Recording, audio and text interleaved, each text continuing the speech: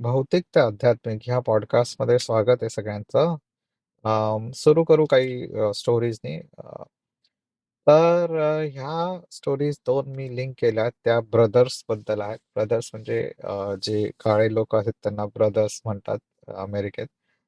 तर पहिली story start होते जेव्हा आम्ही शिफ्टिंग करत होतो. तेव्हा आम्ही जागा वस्तूमध्ये ठेवायला एक स्टोरेज शोधलेलं आणि ते स्टोरेज एकदम अशा शेडी एरियात होतं, कारण आम्ही सगळं युजुअली सगळं स्वस्तातलं शोधतो. तर काय म्हणतात त्याला स्वस्त आहे म्हणल्यावर आलंच की तो एरिया एवढा सेफ नव्हता आणि एरिया सेफ नव्हता ह्याच्या ओघाओघातच आलं की तिथं काळे लोक भरपूर होते. तर असंच एकदा आम्ही सामान आत टाकायला किंवा काढायला चाललेलं, तर तेव्हा मी तिथे थांबलेलो एकटा. तर मला 2 काळ्यांनी बोलवलं. त्यांची एक व्हॅन होती. अ, आणि व्हॅनमध्ये त्यांना मोटरसायकल आत टाकायची होती. तर 2 काळे आणि म्हणजे काळे कसे स्ट्राँग असतात, इमॅजिन करा. त्यातला एक तर व्यवस्थित स्ट्राँग होता, दुसरा उंचीने थोडा कमी होता. बट तरी पण म्हणजे आपल्यापेक्षा ते बरेच असतात. ते दोघं होते आणि आता अशा युजुअली जेव्हा कोणी तुमच्याकडून मदत मागतं किंवा काही प्रश्न विचारतं, तेव्हा आपली टेंडन्सी एक्सेप्ट करण्याची असते ना, म्हणजे आपण काय पहिले शंका घेत नाही नॉर्मल डे टू डे जगात. तर स्टोरी ऐकताना तरी आपण शंका घेऊ, की "अरे, हा असं का करतोय? घराच्या बेसमेंटमध्ये का जातोय?" पण रिअल लाईफमध्ये कसं आपण थोडेसे एक्सेप्टिंग असतो, थोडेसे फ्रेंडली असतो आणि काय भांडायची तयारीत नसतो किंवा घाबरायच्या तयारीत नसतो. तर त्या दोघांनी मला बोललं, की व्हॅनमध्ये त्यांना गाडी टाकायला मदत करायची. म्हणजे मी माझ्यासारखा एक सर्वसामान्य भारतीय शरीरयष्टीचा माणूस 2 काळ्यांना मदत करणार होता हे टाकण्यात व्हॅनमध्ये. तर मी धरली ती बाईकचं हँडल आणि मी व्हॅनमध्ये पण चढलेलो आणि ते मागून ढकलत होते. सो प्रिटी मच त्यांच्या हातात होतं तेव्हा, म्हणजे आय डोंट नो तेव्हा त्यांना कोणाला तरी किडनॅप करायची इच्छा होती की नाही, ही शंका आता मला सारखी वाटत राहते, की त्या दिवशी त्यांची हे काय होतं, म्हणजे इरादा काय होता मला बोलवायचा व्हॅनमध्ये बाईक ठेवायला 2 स्ट्राँग लोकांनी मला का बोलवावं? आणि मी जाणं किती मोठी चूक होती आणि त्यांच्या व्हॅनमध्ये जाऊन मी ती बाईक धरणं आणि त्यांनी मागून ढकलणं आणि अशा स्टोरीजचं असं होतं मेमरीजचं, की ते जितके दिवस तुमच्या ब्रेनमध्ये राहतात आणि जितक्या वेळा तुम्ही ती आठवता, तेव्हा ती थोडी-थोडी मेमरी बहुतेक चेंज होत जाते. ती मेमरी थोडी तुम्हाला हवी तशी एन्हान्स होत जाते. सो हू नोज असंही असू शकेल, की बऱ्याचशा ह्या गोष्टी मी इमॅजिन करतोय धोके जे नव्हते. पण मला असं वाटतं खूपदा, की बहुतेक त्यांच्या म्हणजे एका एका भयानक आउटकम पासून मी त्या दिवशी वाचलो. का वाचलो, कसा वाचलो देवालाच माहिती, महादेवलाच माहिती. सो ही एक स्टोरी ब्रदर्सची. आणि मग आता अशी अजून एक स्टोरी मी सांगेल. आता ही म्हणजे टोटली अनरिलेटेड आहे. त्या 2 स्टोरीजला एकच दुवा असा आहे समान, की ह्याच्यामध्ये पण एक काळा माणूस इन्व्हॉल्व्ड आहे. तर ही स्टोरी आता ह्याच्या थोडेसे बॅकग्राऊंड देईल मी. आता ऑटिझम कम्युनिटी जी आहे, जी ऑटिस्टिक किड्सची कम्युनिटी आहे, तर तिथे बरेचसे प्रोग्राम्स असतात त्यांचे आणि त्यांना तुम्ही जाता वेगवेगळ्या वयातले ऑटिस्टिक मुलं भेटतात. बरेचसे दिसायला नॉर्मल असतात. वागण्यावरून कळतं अर्थात ऑटिस्टिक आहेत, पण सुरुवातीला कळत नाही. तर युजुअली कसं असतं, की तुम्ही एकदम असं सौजन्याने वागता सगळ्यांशी. सगळ्यांशी अगदी करता की समोरचा ऑटिस्टिक आहे म्हणजे तर त्याच्याकडून काही चूक झाली किंवा काही तर तो विचित्र वागला तरी सांभाळून घ्यायचा आहे. तर ही बऱ्याचदा शंका येते, की मी अगदी पोलाइटली बोलतो कोणाशी तरी असं समजून घेतो ऑटिस्टिक आहे, पण तो नॉर्मल निघतो अशा इव्हेंट्समध्ये. सो तसंच एकदा झालं, की मी रिशानला पिकअप करायला गेलेलो त्याच्या सेंटरमध्ये आणि एक मुलगासाच आलाय काळा, शॉर्ट्स वगैरे घातलेली आणि केस असे म्हणजे असं यंगच वाटत होता. वय काय इथे कळत नाही म्हणजे लोकांना. तर तो म्हणला, "अरे, आज रिशान एकदम छान वागला. आज छान होता म्हणजे रिशान, व्यवस्थित होता." असं काहीतरी सांगितलं होतं. मी त्याच्याशी पण अगदी असं म्हणजे मला असं वाटलं हा पण ऑटिस्टिक असेल बहुतेक. आपण एक पेशंट आहे. म्हणलं, "हो का? ओह नाईस, थँक यू" वगैरे, वगैरे असं म्हणजे लहान मुलांशी बोलतात तसं थँक यू बोललो. आणि नंतर रिशानला मी पिक केलं. नंतर मला रिअलाईज झालं, की तो रिशानच्या बरोबरचा नसून तो रिशानला शिकवणारा होता तिथे. आणि आय होप त्याला कळालं नाही माझ्या हावभावातून, की मी त्याला पण असं वागत होतो, की तो ऑटिस्टिक आहे, स्वतः पेशंट आहे. बट मे बी त्याला वाटलं असेल, की त्याला इंडियन्सबद्दल माहिती नसेल, तर तो होपफुली त्याला त्याला वाटलं असेल सगळे इंडियन्स असेच वागतात. तर अ, ही स्टोरीज झालं. आता थोडंसं चर्चा मी वळवणार आहे. थोडीशी भौतिकतेतून आध्यात्मिकतेकडे नाही म्हणता येणार, पण सायकॉलॉजीकडे वळवणार आहे मी ट्रॅजेक्टरी. तर त्याच्यामध्ये मला प्रश्न होता काही दिवसांपूर्वी मी जो विचारला होता ह्याच पॉडकास्टच्याच ह्याच्यात, की भोळेपणा काय असतो? आणि तो गुण आपण वेगवेगळ्या लोकांमध्ये वेगवेगळ्या कमी जास्त प्रमाणात बघतो. पण तो काय एक्झॅक्टली त्याच्यावर मी बोट ठेवू शकत नव्हतो. कारण माझं असं म्हणणं होतं, की भोळेपणा म्हणजे वेडेपणा नसतो. अ, भोळा असतो एखादा याचा अर्थ त्याला कळत नाही असं होतं. आपल्यापेक्षा शहाणा, हुशार असू शकतो. आपल्यापेक्षाही मेहनती असू शकतो. आपल्यापेक्षाही सक्सेसफुल असू शकतो. सगळ्या बाबतीत सगळं असू शकतं. जर लक्ष्मीकांत बेर्डे वगैरे कॅरेक्टर्स बघितले तुम्ही, तर तसा एक भोळा त्याला एक टच आहे. पण असं नाही की त्याला काय कळत नाही म्हणजे किंवा मायकल स्कॉट म्हणला तर तो कसा जेव्हा तो सेल्स पिच करतो आणि तो ऍक्च्युली कस्टमर्सची डील करतो तेव्हा तो ऍक्च्युली तो त्याचे स्किल्स दाखवतो. बट पण बेसिकली माझा प्रश्न असा होता की मला माहिती नाहीये की ही जी भोळेपणा हे एक गुण असतो, तो काय आहे प्रकार? पण काही दिवसांपूर्वी मला त्याचं एक अचानक मला सुचलं ॲक्चुअली काय आणि त्याच्यावर आता रिस्पॉन्सवर चिकूनी एक मस्त व्हिडिओ बनवला होता. तो चांगला व्हिडिओ होता. त्यांनी त्याचे एक्सपिरियन्सेस शेअर केलेले अराउंड भोळेपणा आणि भोळेपणाचे फायदे असू शकतात. हा एक अँगल त्यांनी सांगितलेला जो मला पटला. अ, पण जरी तो व्हिडिओ भोळेपणावर असेल, भोळेपणा काय आहे? हे डिफाईन नव्हतं केलं त्या व्हिडिओने. त्या व्हिडिओने वेगवेगळे अँगल्स सांगितलेले भोळेपणाचे which were insightful but define नव्हतं केलं. तर मला आता ते डेफिनेशन काइंड ऑफ सुचलंय ॲक्चुअली आणि ते डेफिनेशन असं आहे, की अ, अशी वागणूक जी it is not based on की ही वागणूक पर्सीव्ह होतीये पुढच्याकडून.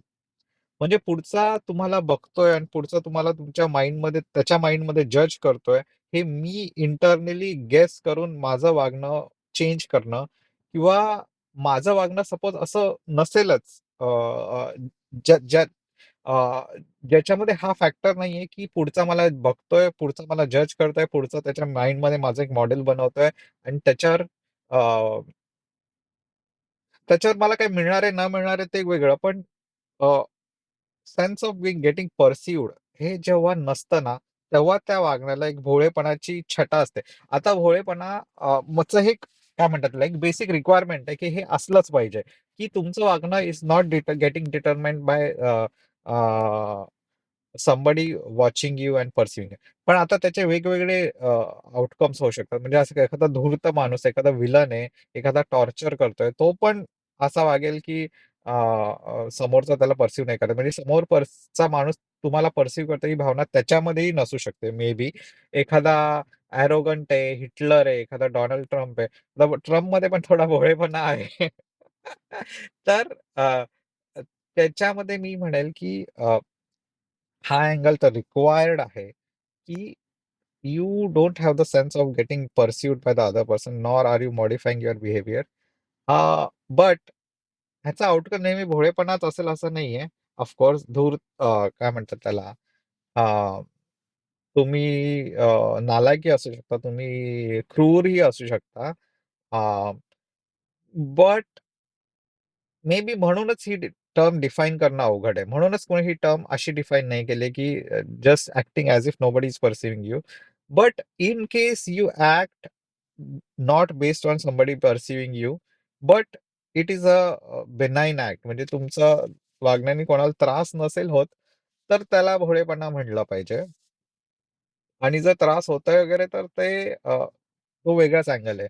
बट आय थिंक हे डेफिनेशन आहे आणि हे मी आता क्रॉस चेक करणार आहे ChatGPT बरोबर. मे बी ChatGPTचं पण म्हणजे सर्वमान्य डेफिनेशन पण हे असू शकतं.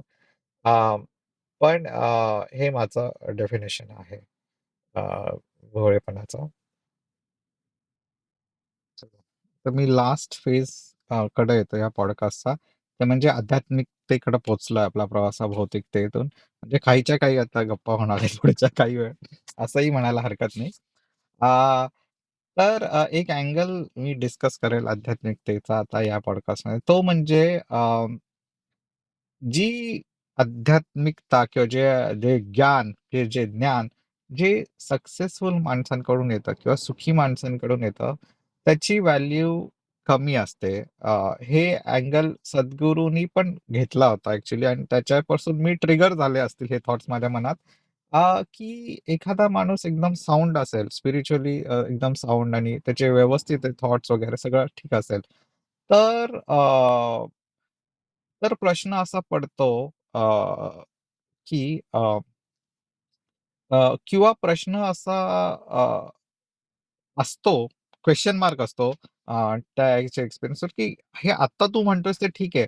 पण जेव्हा तू ॲडव्हर्सिटी फेस करशील, जेव्हा तुझ्याकडे काहीच नसेल, म्हणजे एखाद्या पॉडकास्टमध्ये आता एक एक्झाम्पल कारण खूप स्पिरिच्युअल ज्ञान आणि ज्ञानी माणसं आजकाल कोण आहेत जी म्हणजे पॉडकास्टर्स आहेत. पण ते ऑलरेडी सक्सेसफुल आहेत. म्हणजे त्यांना ऑलरेडी खूप काही मिळालेलं आहे. खूप ऑडियन्स मिळालेला आहे. त्यांना अप्रूव्हल मिळतंय. तर त्यांचं सगळं सुखातच चाललंय. सब चंगियासीच आहे. तर मग त्यांचं माइंड साउंडच असतं. म्हणजे तेव्हा त्या माइंड हादरलेलंच नसतं. त्याच्या फाउंडेशन हललेले नसतात. तर मग काही चुकीचं निघत नाहीच. मग सगळं सुखच आहे जगामध्ये. मग सगळं प्रेमच आहे. मग सगळी शांतीच आहे. अ, अशांती तुम्ही जेव्हा म्हणजे जेव्हा तुमचं कारण आता एक स्पिरिच्युअलिटीचा एक बाजू आहे, इम्पोर्टंट बाजू जी लोक मानत नाहीत, की तुम्ही तुमच्या माइंडचे गुलाम आहात. एक स्पिरिच्युअल माणूस पण तुमच्या त्याच्या माइंडचा गुलाम आहे. आणि तुमच्या बॉडीचे तुम्ही गुलाम आहातच, कोणी पण असला तरी तुम्ही. त्यामुळंच पराधीन आहे जगती पुत्र मानवाचा, असं जे वाक्य आहे, ते असं आहे, की अ, तुम्हाला थॉटलेस इमर्स स्टेटमध्ये राहणं इज एनलाइटनमेंट, ठीक आहे. पण थॉटलेस इमर्स्ड स्टेटमध्ये राहणं अ, तुम्हाला त्याच्यामध्ये तुमचा माइंडचे तुमच्या बॉडीचे तुम्ही गुलाम आहात. म्हणजे असं आहे की तुम्ही बसून राहिला आणि तपश्चर्या केली आणि तुम्ही एकदम मेडिटेटिव्ह स्टेटमध्ये थॉटलेस इमर्स्ड स्टेटमध्ये राहिला, तरी तुम्हाला भूक लागणार आहे. तुमच्या बॉडीला कधी ना कधी भूक लागणार आहे. मग ती तुमचं माइंड तुम्हाला थॉट्समधून बाहेर काढणार आहे आणि जे काढलंच पाहिजे. जर काढलं नसतं तुमच्या बॉडीनी तर ते म्हणजे तुम्ही जगलाच नसता. ठीक आहे. तर सांगण्याचा मुद्दा असा आहे की your mind has to pull you towards भौतिक जग.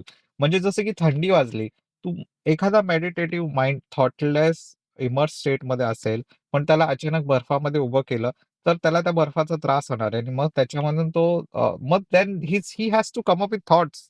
कारण त्याला थॉट्समध्येच कळणार आहे, की अरे मला इथून चाललं पाहिजे, मला तो जे रग आहे तो घेतला पाहिजे अंगावर किंवा जे जॅकेट आहे ते घेतलं पाहिजे. तर सांगण्याचा मुद्दा असा आहे, की तुमचं माइंड जे असतं इट मेक्स शुअर की तुमची बॉडी जगणार आहे आणि तुमच्या बॉडीला लाँग टर्म सुख मिळणार आहे. म्हणूनच अ, अ, तुम्ही जेव्हा ऑलरेडी सुखात आहात, तुमच्याकडे खूप पैसा आहे ना, तर तुमची माइंड तुम्हाला त्रास देत नाही ॲट दॅट पॉइंट की तुला सेफ्टी हवी आहे, तुला पैसा हवा आहे आणि ते माइंड त्रास देतच नाहीये. त्यामुळे तुम्ही थॉटलेस, इमर्स्ड आणि आनंदी स्टेटमध्ये तुम्ही जगू शकता. म्हणजे तुम्ही फिरण्याचा आनंद घेऊ शकताय. आता हेच जर एखादा लॉटरी हारलाय किंवा म्हणजे लॉटरी तर सगळे हारलेलेच असतात. म्हणजे लॉटरी जिंकलेला माणूस फिरायला गेलाय, तर तो म्हणेल, की मी मस्त बीचवर बसून ह्या पाण्याकडे बघून पण मला आनंद मिळतो. मला त्या लॉटरीच्या पैशाचं मला काही घेणं-देणंच नाहीये, असं म्हणू शकतो तो. कारण त्याला त्याचं माइंड त्रास देत नाही पैशाबद्दल, कारण पैसा त्याच्याकडे ऑलरेडी आलाय. तेच एक गरीब माणूस तिथं बसलेला असेल, ज्याला परवा त्याला 1 आठवड्याचंच कॉन्ट्रॅक्ट आहे समज, पहिले त्याला पुढे पैसे मिळेल की नाही माहिती नाही. तर तो त्याच बीचवर बसलेला आहे. तर तो त्या बीचवर बसून म्हणेल, की म्हणजे मी आहे बसलोय बीचवर दिसतंय मला, पण हे पाणीच आहे बाबा आणि आहे सँड आहे. ठीक आहे, जे काय आहे. पण माझे माइंड काही शांत नाहीये ना, इमर्स्ड आहे माझा माइंड. कारण अ, त्याला त्या पैशाची चिंता असणार आहे. त्यामुळे आता एका लॉटरी विनरची फिलॉसॉफीला काय अर्थ आहे? हेच एक्झाम्पल घेऊयात आपण, की तो फिलॉसॉफर म्हणेल लॉटरी जिंकलेला की हे बीच म्हणजे जे सगळं आहे ते तुम्हाला ऑलरेडी आहेच आहे तुमच्याकडं, तुम्हाला कशाची गरज नाहीये वगैरे. कारण त्याचं माइंड त्याला त्रास देत नाहीये ॲक्टिव्हली त्या मोमेंटला कारण त्याच्याकडे सगळं आहे. आणि ते कुठल्याही फॉर्ममध्ये असू शकतं. म्हणजे तुमच्या माइंडसाठी पैसा वगैरे एवढा मॅटर नाही करत, जेवढा अप्रूव्हल मॅटर करतं. म्हणजे तुम्हाला जर गर्दी असेल तुमच्या मागे आणि तुम्हाला वाहवाही मिळत असेल ना, तर ती एवढी संपत्ती आहे तुमच्या माइंडसाठी, की ती पैशामध्ये पण मोजता येत नाही. सो वेगवेगळ्या टाइपचे तुम्हाला लोक दिसतील, जे तुम्हाला म्हणतील, की "अरे, हे सगळं सुखीचं आहे, सगळं चांगलं आहे." पण त्याची एवढी व्हॅल्यू नाहीये, कारण त्याला माइंडला तेवढा त्रास द्यायची गरजच नाहीये त्या मोमेंटला. हेच एखादा गरीब माणूस आहे, एखादा कबीर आहे एखादा आणि त्याच्याकडे काय पैसे-बिसे नाहीयेत, पण तरी पण तो त्या बीचवर एन्जॉय करू शकतोय ना, त्याला स्पिरिच्युअली मी हे म्हणेल, की त्याला ताकद आहे, स्पिरिच्युअल ताकद आहे त्याच्यामध्ये. कारण अ, अ, त्या मोमेंटला त्याच्या माइंडकडे खूप ट्रिगर्स आहेत. त्याला थॉट्समध्ये टाकायचे, अडकवायचे, गुंतवायचे, त्याला भीती दाखवायची वगैरे आणि ते ट्रिगर्स असताना जो थॉटलेस होऊ शकतो, तो स्पिरिच्युअली ग्रो झालेला माणूस आहे. मग त्याच्या ज्ञान ज्ञान देण्याला वगैरे त्याला अर्थ आहे. कारण ही इज डीलिंग म्हणजे जो लढतोय आणि जिंकतोय, तो शूर आहे खरा. ज्याला लढावंच लागत नाहीये, जो डोंगरावरच बसलाय, ज्याला बालेकिल्ल्यातच आहे, ज्याला आजूबाजूला शत्रूच नाही, तो तर म्हणजे तो तर फिजिकली फिट असणारच आहे. कारण त्याला काही लढाईच नाहीये त्याच्या आयुष्यात. जो जो शत्रूशी ॲक्टिव्हली लढतोय आणि तरी पण फिजिकली फिट राहिला किंवा घाव नाहीये ज्याच्या अंगावर, तो खरा लढवय्या आहे. तो खरा स्पिरिच्युअली एनलाइटन्ड माणूस आहे आणि तो गुरु आहे. तर असंच झालेलं म्हणजे इंटरेस्टिंग होतं हे थॉट कारण सद्गुरूशी पण असंच कोणतरी एक पॉडकास्टरच बोलत असेल. तो तेच म्हणत होता, हे जे काही सांगत होता. तो म्हणाला, "हे तू जे फिलॉसॉफी बोलतोय ती सगळी ठीक आहे. जोपर्यंत सगळं असतं तोपर्यंत सगळे फिलॉसॉफरच असतात आणि सगळे गुरूच असतात. कोणाकडे ज्ञान नाहीये. बट जो ॲडव्हर्सिटीमध्ये पण जो हँडल करू शकतो तुमच्या माइंडचा अटॅक्स, तो पॉवरफुल असतो स्पिरिच्युअली असं त्या डिस्कशनवरून ट्रिगर झाला आणि मला म्हणजे फॉलोअप थॉट्स बरेच आले त्याच्यावर आणि बऱ्याचदा Twitterवर वगैरे असे बिलियनियर्स असतात, जे त्यांचे थॉट्स पण देतात. नवल कोणतरी आहे NAVAL वगैरे, तर ते पण मला बऱ्याचदा बघून असं वाटतं, "अरे, तू काय सांगतोयस? कारण सगळं सुखातच आहे. तर तिथे तू काय म्हणजे तू लाँग टर्मच विचार करणार आणि तू काय म्हणतात त्याला वेल बिंगलाच प्रायोरिटी देणार वगैरे." पण जो माणूस ॲडव्हर्सिटीमध्ये पण ते करू शकतो, तो खरा त्यांनी जिंकलाय त्याच्या थॉट्सला असं मानलं पाहिजे. असे हे काहीच्या काही विचारांपर्यंत पोहोचून आता मी आजचा पॉडकास्ट संपवतो. कारण वेळ झालेली आहे आपला पिकअपची.